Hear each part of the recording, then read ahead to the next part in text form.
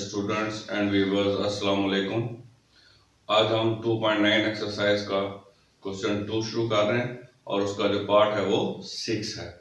आइए देखते हैं।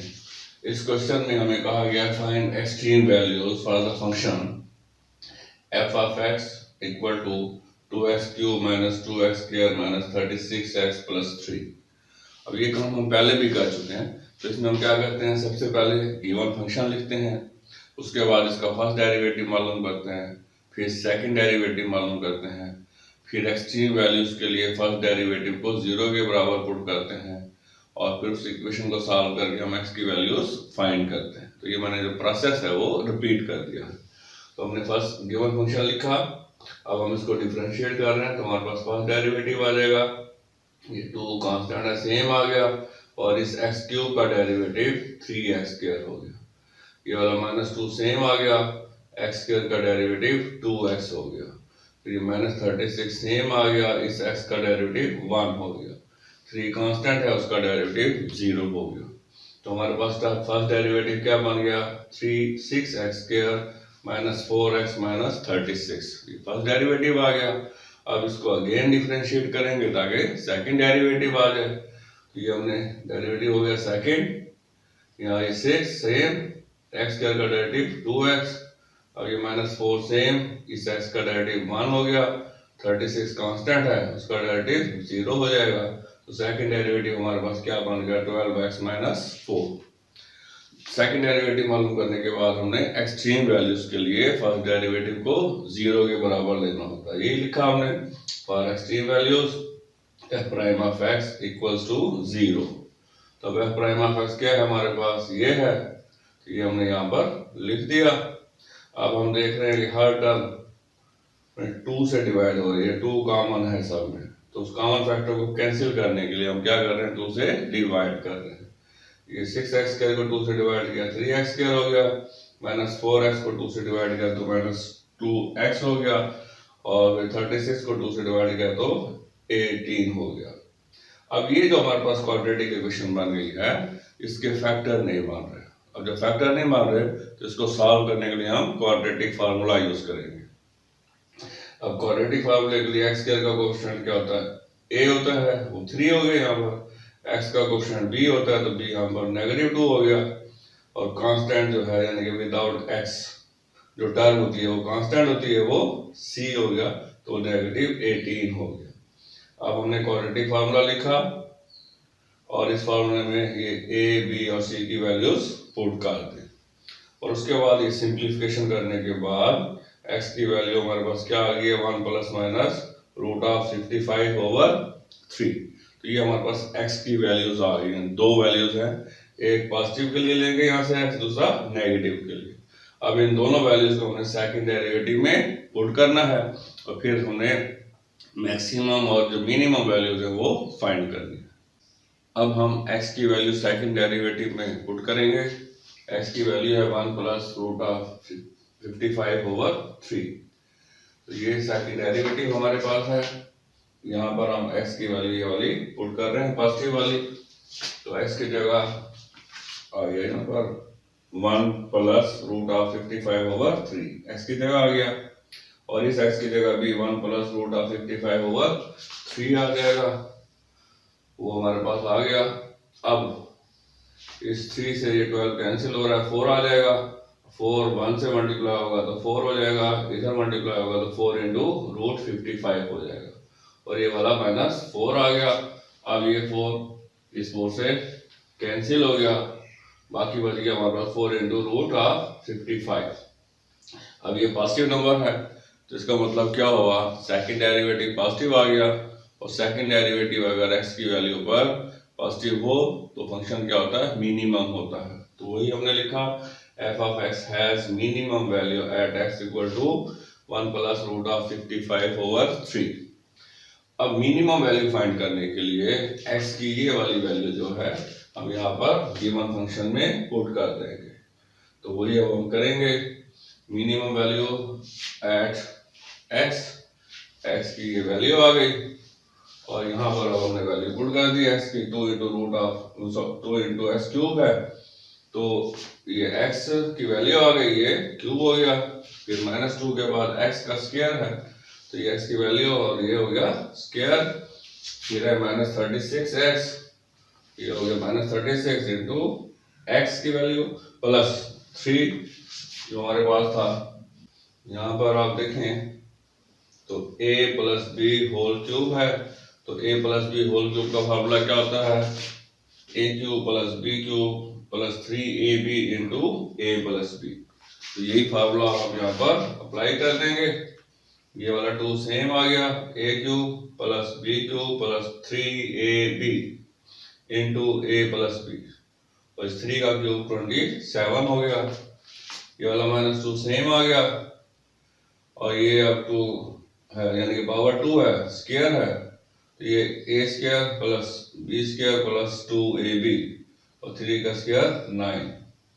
अब इस 3 से 36 कैंसिल हो रहा है, 12 आ जाएगा, और बाकी रकम सेम आ गई।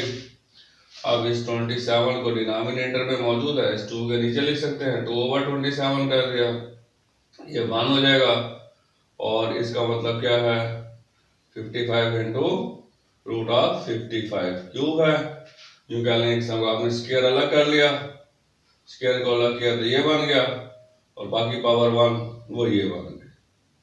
अब ये 3 इंटू √55, ये 1 प्लस √55 आ गया, -2/9, 1 प्लस 55 56 हो गया, और ये 2 इंटू √55 हो गया।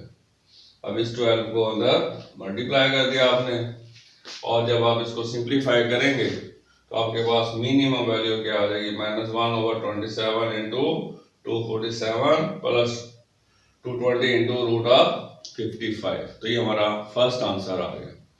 अब हम x की वैल्यू पुट करेंगे 1 माइनस √55/3, सेकेंड डेरिवेटिव में पुट करते हैं, तब ये हमारे पास सेकेंड डेरिवेटिव है, यहाँ पर x की वैल्यू आ जाएगी, वो हमने लिख दिया x की जगह।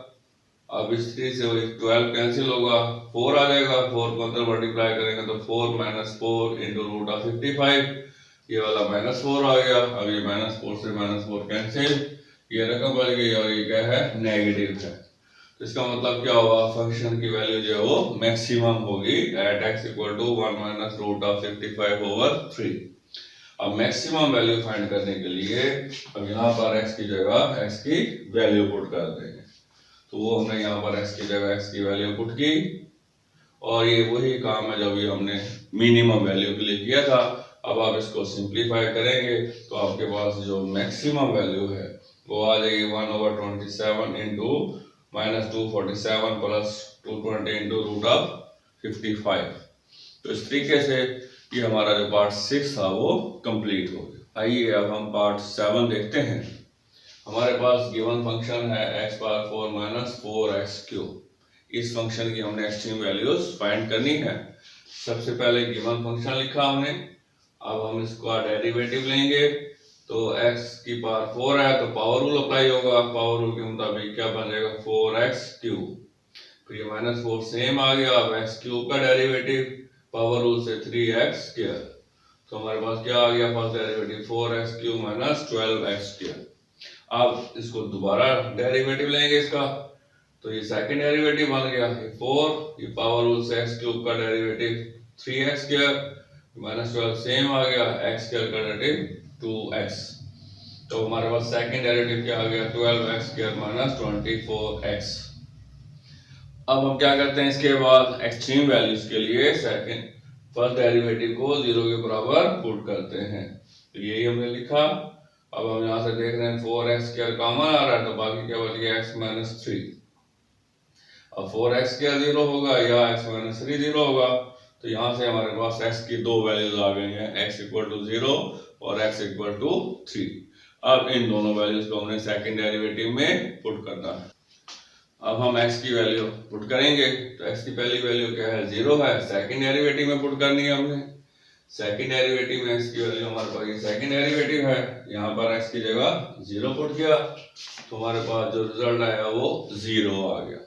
तो इसका मतलब ये हुआ कि सेकंड डेरिवेटिव हमें कोई हेल्प नहीं दे रहा, कोई इंफॉर्मेशन नहीं दे रहा, क्योंकि हम जानते हैं जब हम सेकंड डेरिवेटिव में वैल्यू पुट करते हैं जो आंसर आता है वो या पॉजिटिव होता है या नेगेटिव होता है। पॉजिटिव आंसर आए तो हम कहते हैं फंक्शन की वैल्यू मिनिमम है, और अगर नेगेटिव आंसर आए तो हम कहते हैं फंक्शन की वैल्यू मैक्सिमम है।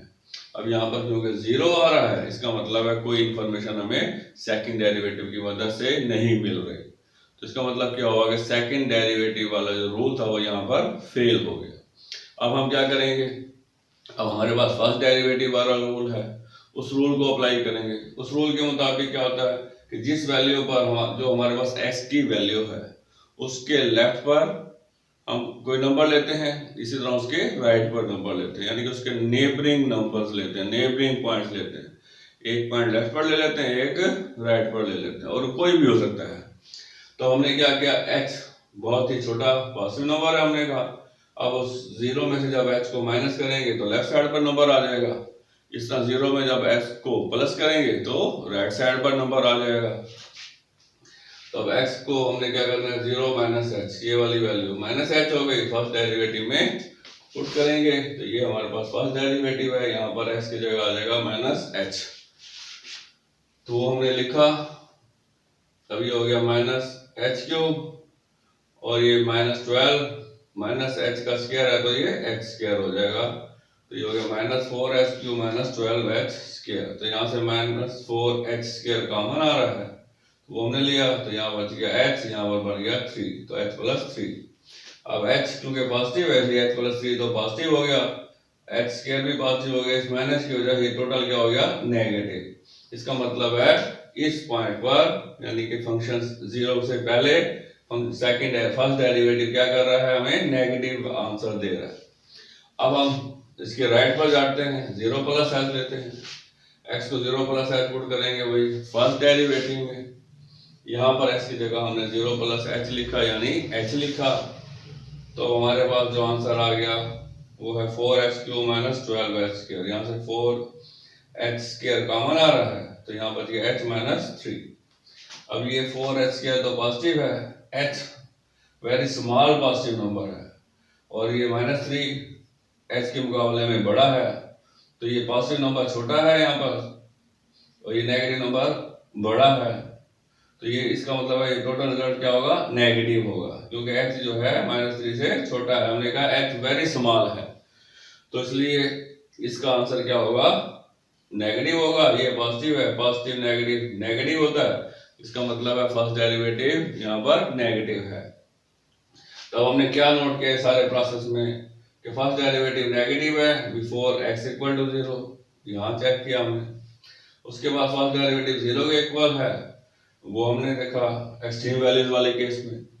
फिर फर्स्ट डेरिवेटिव नेगेटिव है, यहाँ पर हमने देखा कब, आफ्टर x इक्वल टू 0, यानी इस पॉइंट पर।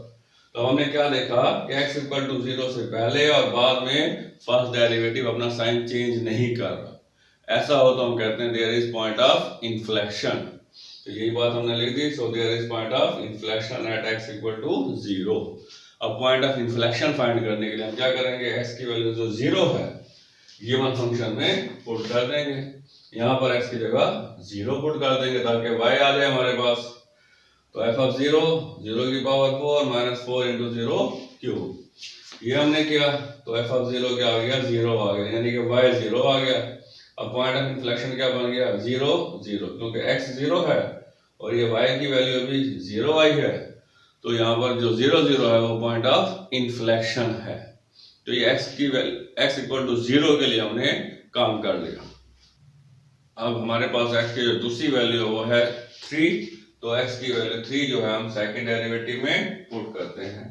तो यहाँ पर अब x की जगह 3 पुट करते हैं हम, तो ये देखें 12 इंटू 3 स्क्वायर माइनस 24 इंटू 3 हो गया यहाँ से।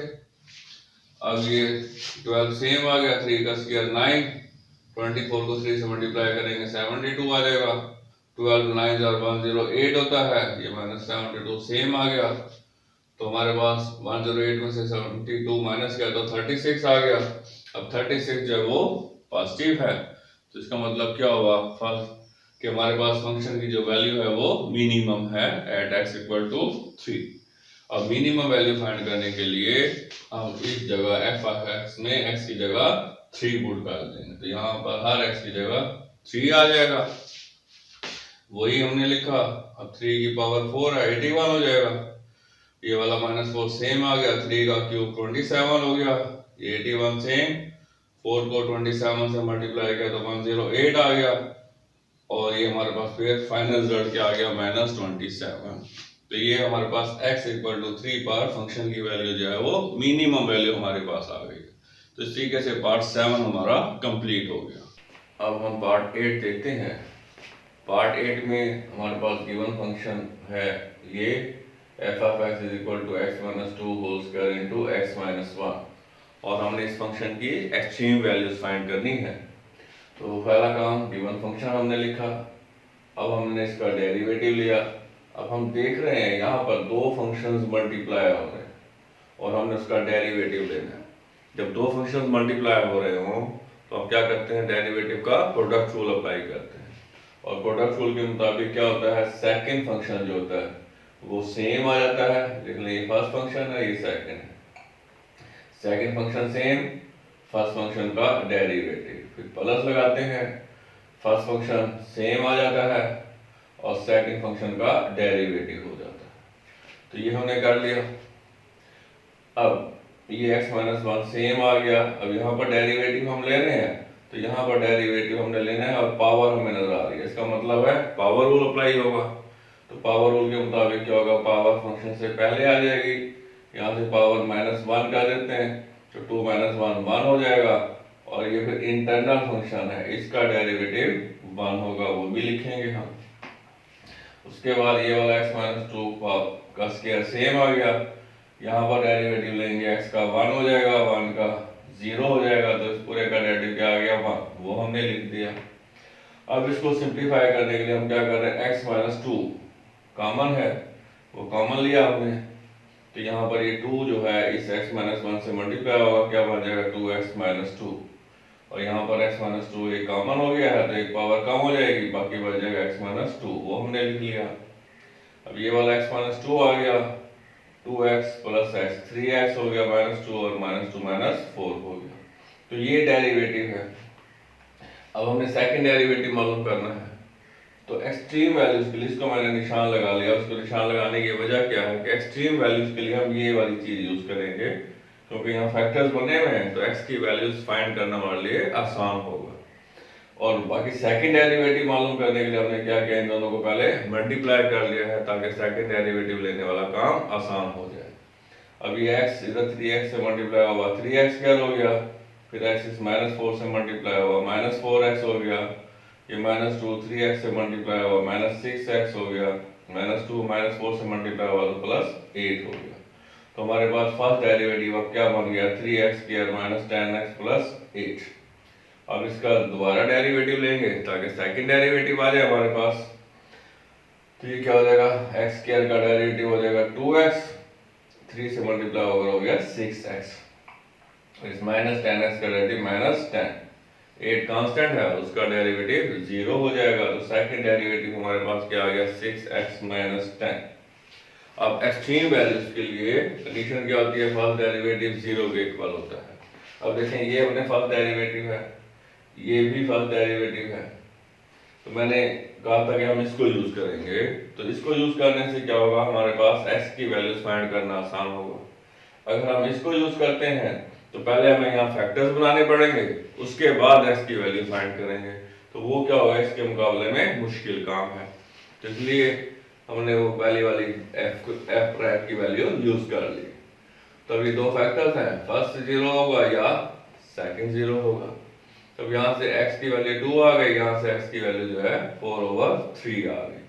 अब x की दो वैल्यूज आ गई हैं, अब इन दोनों वैल्यूज को हम बारी बारी चेक करेंगे। अब पहली वैल्यू का x = 2, तो x = 2 हमने सेकंड डेरिवेटिव में पुट करना है। तो ये है हमारे पास सेकंड डेरिवेटिव, यहाँ पर x की जगह 2 आ जाएगा, यहाँ भी x की जगह 2 आ जाएगा। तो सेकंड डेरिवेटिव जो है वो हो गया हमारे पास 12 - 10, 2 क्या है, पॉजिटिव है, तो x = 2 पर सेकंड डेरिवेटिव क्या है, पॉजिटिव है। इसका मतलब क्या हुआ, f of x की जो वैल्यू है वो मिनिमम है एट x = 2। तो अब हमने, ये हमारे पास फंक्शन है, यहाँ पर x की जगह 2 पुट करेंगे हम, तो हमारे पास इस फंक्शन की मिनिमम वैल्यू आ जाएगी। तो वही हमने लिखा, minimum value equal to f of 2। ठीक है, यहाँ 2 आ गया, एफ ऑफ 2, ये 2 माइनस 2 स्क्वायर 2 माइनस 1, तो हमने लिख लिया। अभी 2 माइनस 2 का मतलब है 0। अब 0 जो है इस पूरी रकम को 0 कर देगा, ये 0 आ गया। इसका मतलब है यहाँ पर जो मिनिमम वैल्यू है 2 पर वो 0 है। तो ये हमारा फर्स्ट आंसर आ गया। अब x की सेकंड वैल्यू क्या आई थी हमारे पास, 4/3। अब इस सेकंड वैल्यू को भी हम सेकंड डेरिवेटिव में पुट करेंगे। ये सेकंड डेरिवेटिव है, यहाँ पर पुट किया तो हमारे पास सेकंड डेरिवेटिव पर 4/3, 6 × 4/3 - 10। तो यहाँ पर इस x की जगह लेके 4/3 आ गया। अब इसको आपने सिंप्लीफाई किया तो हमारे पास आ गया -2, और ये क्या है, नेगेटिव है। इसका मतलब क्या हुआ, फंक्शन की जो वैल्यू है वो मैक्सिमम होगी, x = 4/3। और वो मैक्सिमम वैल्यू हम निकालने के लिए यहाँ पर x की जगह 4/3 पुट कर देंगे हर x की जगह। तो ये हमने लिख दिया, मैक्सिमम वैल्यू बराबर है f ऑफ 4/3, 4/3 - 2 होल स्क्वायर 4/3 - 1। और अब आपने इसको सिंप्लीफाई किया तो आपके पास जो आंसर आ गया वो है 4/27। इस तरीके से हमारा जो पार्ट 8 था वो कंप्लीट हो गया। अब हम इस क्वेश्चन का पार्ट 9 देखते हैं, जिसका लास्ट पार्ट है। हमें कहा गया है f of x = 5 + 3x - x³। इस फंक्शन की एक्सट्रीम वैल्यूज फाइंड करें। तो सबसे पहले वही हमने गिवन फंक्शन लिखा। अब हम इसका फर्स्ट डेरिवेटिव लेंगे। तो ये हमने डेरिवेटिव अप्लाई कर दिया। 5 कांस्टेंट है, इसका डेरिवेटिव 0 हो जाएगा। 3x का डेरिवेटिव 3 हो जाएगा, x³ का 3x² हो गया। तो हमारे पास फर्स्ट डेरिवेटिव क्या आ गया, 3 - 3x²। अब इसका सेकंड डेरिवेटिव लेंगे तो डेरिवेटिव अप्लाई किया हमने। 3 कांस्टेंट है, इसका डेरिवेटिव 0 हो जाएगा। इस x² का डेरिवेटिव यानी कि यहाँ पर वो क्या हो जाएगा, 2x इस 3 से मल्टीप्लाई होगा तो -6x। तो सेकंड डेरिवेटिव आ गया हमारे पास -6x। अब एक्सट्रीम वैल्यूज के लिए फर्स्ट डेरिवेटिव 0 होता है, और फर्स्ट डेरिवेटिव हमने क्या मालूम किया है, 3 - 3x²। तो यहाँ पर 3 - 3x² आ गया इक्वल टू 0, इक्वेशन बन गई। अब इस 3 को राइट साइड पर ले गए, -3 हो गया, -3 से -3 कैंसिल हो गया, तो x² क्या आ गया 1, और यहाँ से x की वैल्यू क्या आ गई है, +-1। अब यहाँ पर दो वैल्यूज आ गई हैं, तो x की पहली वैल्यू -1 हम सेकंड डेरिवेटिव में पुट करते हैं यहाँ पर। तो क्या बन जाएगा, f का सेकंड डेरिवेटिव एट -1 - 6 × -1। ठीक है, ये वाला -6 और इस x की जगह आ गया -1। वो हमने लिखा तो हमारे पास आंसर आ गया पॉजिटिव। इसका मतलब है फंक्शन की जो वैल्यू है x = -1 पर मिनिमम है। तो हमने ये लिख दिया, f of x has minimum value at x = -1। और मिनिमम वैल्यू निकालने के लिए ये हमारे पास f of x है, यहाँ पर x की जगह -1 पुट कर देंगे। तो यही हमने किया, minimum value = f of -1, 5 + 3 × -1 minus ये x की वैल्यू आ गई -1 का क्यूब हो गया। अब आपने इसको सिंप्लीफाई किया तो आपके पास जो आंसर आया वो है 3। तो इसका मतलब है -1 पर फंक्शन की जो मिनिमम वैल्यू है वो 3 है। तो ये हमारा फर्स्ट आंसर आ गया। अब सेकंड वैल्यू क्या है, यहाँ पर x = 1, तो x = 1 सेकंड डेरिवेटिव में पुट करेंगे, यानी कि इस जगह पर यहाँ 1 आ जाएगा, यहाँ भी x की जगह 1 आ जाएगा। तो सेकंड डेरिवेटिव 1 पर क्या आ गया, -6, यानी कि सेकंड डेरिवेटिव सेकंड डेरिवेटिव जो 1 है उस सेकंड डेरिवेटिव 1 पर क्या है, नेगेटिव आया है। तो इसका मतलब क्या हुआ कि फंक्शन की जो वैल्यू है वो मैक्सिमम है एट x = 1। अब वो मैक्सिमम वैल्यू निकालने के लिए यहाँ पर हम x की जगह 1 पुट कर देंगे। तो वही हमने किया, मैक्सिमम वैल्यू बराबर f of 1, और फिर हमारे पास सिंप्लीफिकेशन के बाद जो आंसर आ गया वो 7 है। तो इस तरीके से हमारा जो क्वेश्चन 2 था वो कंप्लीट हो गया। आज का लेक्चर हम यहीं पर ख़त्म करते हैं। इंशाल्लाह नए लेक्चर के साथ फिर मिलेंगे। Wish you best of luck. अल्लाह हाफ़िज़।